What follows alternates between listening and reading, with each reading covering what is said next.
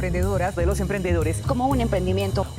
El mundo del emprendimiento. Se trata de un emprendimiento que... Emprendimiento es una palabra cargada de esperanzas, de sueños y de posibilidades. A lo largo de los años, todos hemos sido cautivados por historias inspiradoras de personas que se lanzan al mundo de los negocios. Y creo no ser el único que durante una gran parte de mi vida he escuchado esta idea de que debe estar en mis planes algún día iniciar mi propio negocio. O incluso puede que muchos hayan visto la necesidad de hacerlo, debido a que en nuestros países simplemente no hay las suficientes oportunidades de empleo. El emprendimiento resultó bastante afectado. Emprender no es fácil. Esta puede ser una de las razones por las que, según la ONU, las micro, pequeñas y medianas empresas representan el 90% de los negocios a nivel mundial, generando entre el 60 y el 70% del empleo global. Ahora, es importante tener en cuenta que el simple hecho de tomar la decisión o tener la iniciativa de emprender no suele ser suficiente en la mayoría de las ocasiones. En realidad, sin importar el país que se esté analizando, los negocios, sobre todo los más recientes, suelen afrontar una cruda realidad. Mientras más años transcurren, su probabilidad de sobrevivir disminuye significativamente, y esto también se aplica a los más consolidados. En Estados Unidos, por ejemplo, solo el 25% de las empresas logran sobrevivir más de 15 años, según el US Bureau of Labor Statistics. Cuando leí estas cifras me sorprendí muchísimo porque son muy duras y desalentadoras,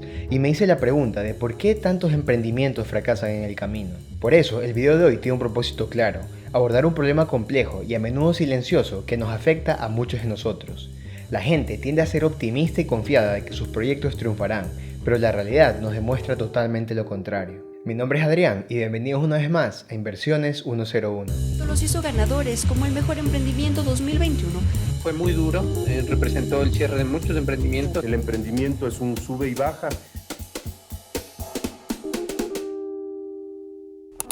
Un ejemplo concreto y más relevante a nuestra realidad es mi país, Ecuador, que ocupa la segunda posición en la región en términos de actividad emprendedora temprana, también conocida como TEA.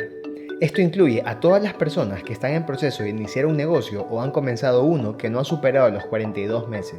Y ha podido llegar a esta posición ya que 1 de cada 3 ecuatorianos pertenecientes a la población económicamente activa emprende.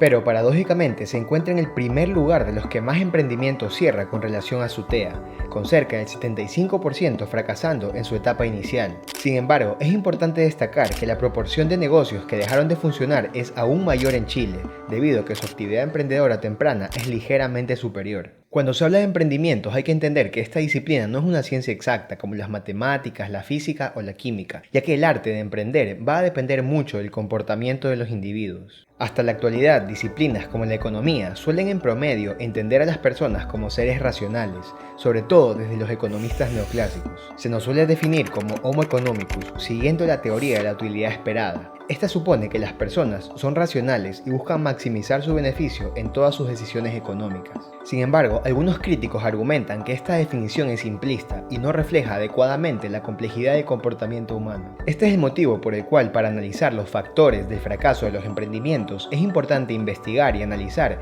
si es que hay errores que cometemos irracional y sistemáticamente en relación a todo lo que engloba un emprendimiento y sus etapas. Según el libro Small Business Management, las 5 principales razones para comenzar un emprendimiento son riqueza financiera, satisfacción personal, independencia, autorrealización y libertad. Por supuesto, los motivos por los que alguien toma la decisión de emprender pueden variar mucho, sobre todo dependiendo de qué circunstancias se encuentra su círculo familiar, el país en donde vive, el mundo o en general las situaciones materiales que lo condicionan. Por ejemplo, las principales razones que impulsaron a un latino a emprender en 2020 fueron ganarse la vida porque el empleo es escaso, marcar la diferencia en el mundo, acumular gran riqueza y continuar una tradición familiar. Por otro lado, las principales razones del cierre de negocios en la región fueron problemas personales o familiares, la falta de rentabilidad y la falta de financiamiento. Este último es uno que se ha venido repitiendo en los últimos años. A partir de la segunda mitad del siglo XX, específicamente desde 1984, podemos encontrar el inicio de la literatura con respecto al emprendimiento y la toma de decisiones. Desde ese entonces, académicos de todo el mundo han presentado sus artículos a las principales revistas indexadas, y por supuesto, los hallazgos se contradecían en varias ocasiones. Como vimos al inicio, los seres humanos solemos exagerar en nuestros juicios, sobreestimando nuestra capacidad para resolver algún problema o desarrollar cierta actividad.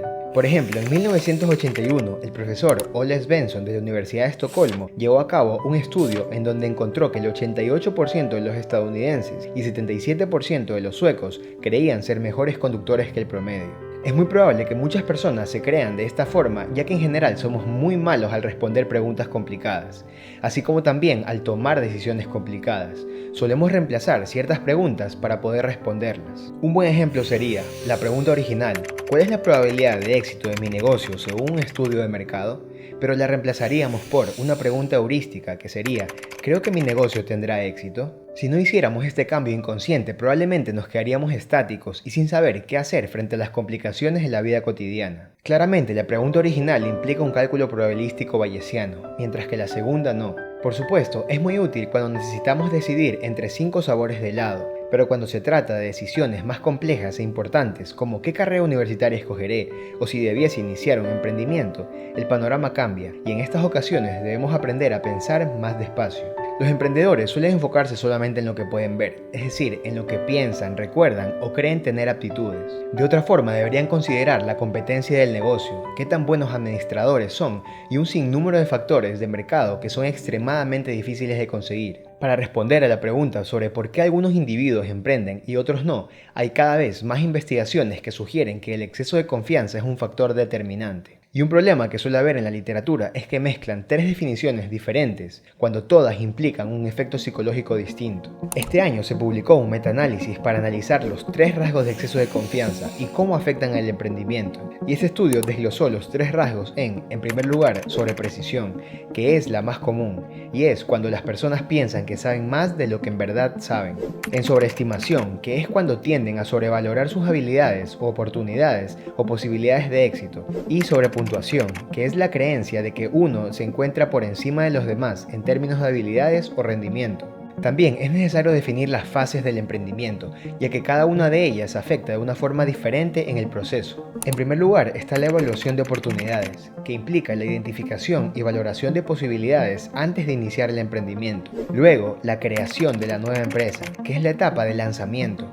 En esta los emprendedores están más alerta a cumplir ciertos pasos, aunque aún tienen incertidumbre por la poca o nula información sobre el mercado o clientes potenciales.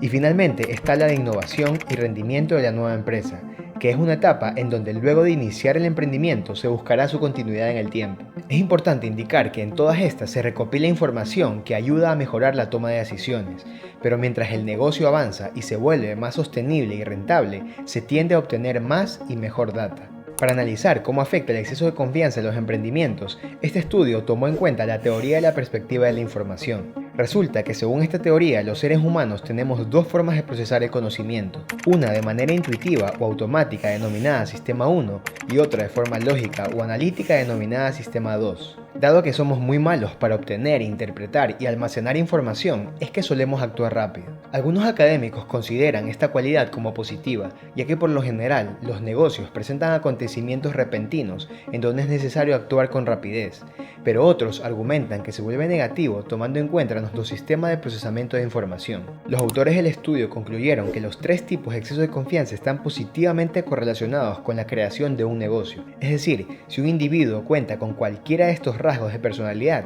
puede verse más propenso a crear una empresa. Por ejemplo, una persona con el primer rasgo de personalidad, es decir, una que piense que sabe más de lo que en realidad sabe, es más proclive a rechazar inconscientemente nueva información que quizás cambie o invalide su idea inicial. Pero debido a que recién se encuentra en la primera etapa de desarrollo del negocio, esta actitud puede afectar muchísimo el rendimiento futuro, incluso hasta llevarlo al fracaso.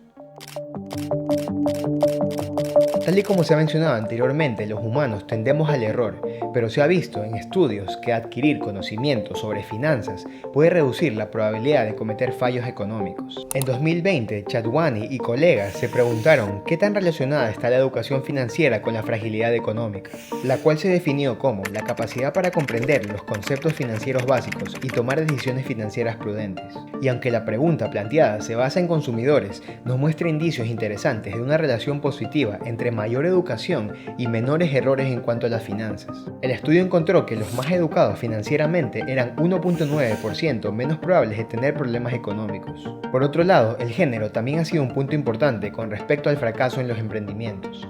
Y aunque no hay muchos estudios sobre si los negocios manejados por hombres o mujeres tienen más o menos probabilidades de éxito, en el año 2021 se publicó uno muy interesante sobre el acceso a financiación en tiempos de la crisis sanitaria. Como hemos visto, la financiación es uno de los aspectos más importantes a la hora de comenzar un emprendimiento, y en momentos como los que estamos viviendo de recesión económica, los pequeños negocios se ven desproporcionadamente afectados con relación a sus finanzas. Este estudio encontró que los emprendimientos de mujeres presenciaban un ligero favoritismo con un 2% más de probabilidades a acceder a créditos que un emprendimiento manejado por un varón. Según los autores, los resultados de su estudio pueden deberse a que en promedio las mujeres presentan una mayor aversión al riesgo. Por esta razón se verían más aptas para acceder a un crédito en tiempos difíciles, ya que los bancos, en épocas de vacas flacas, buscan hacer más conservadoras sus inversiones.